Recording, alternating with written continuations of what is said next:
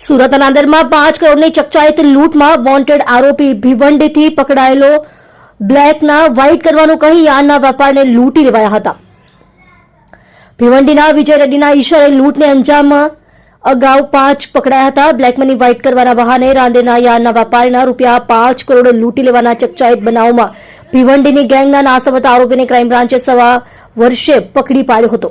મળતી વિગતો પ્રમાણે રાંદેરમાં નવયુગ કોલેજની પાછળ શાંતિ પેલેસમાં રહેતા યાર્ડના વેપારી હરીશ વાંકાવાલા ગત તારીખ 20/9/2024ના રોજ બપોરના સુમારે 5 કરોડની લૂંટનો ભોગ બન્યા હતા. બ્લેક મની વ્હાઇટ કરવાના ચક્કરમાં મહારાષ્ટ્ર ભિવંડીના ગેંગ ભેટી ગઈ હતી.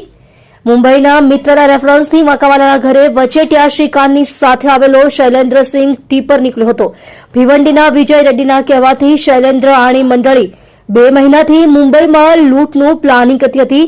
ઇનોવામાં 5 જણા અને હોન્ડા અમેઝ કારમાં 3 જણા આવ્યા હતા. ગેંગનો 9મો સભ્ય શૈલેન્દ્રસિંહ અમેઝ કાર દૂર ઉભી રહી અને ગતિવિધિ પર નજર રાખી રહી હતી. 5 કરોડ ભરેલી 6 બેગ ઇનોવામાં મૂકી શૈલેન્દ્ર ગાડીમાં બેસી ગયો હતો અને બાદમાં શ્રીકાંતને પણ ગાડીમાં બેસાડીને તેઓ ભાગી છૂટ્યા હતા. ક્રાઇમ બ્રાન્ચે વલસાડ જિલ્લા પોલીસ સાથે સંકલનમાં રહી 5 આરોપીને ગણતરીના કલાકોમાં જ પકડી પાડ્યા હતા, જે તમામ હાલ જેલમાં છે.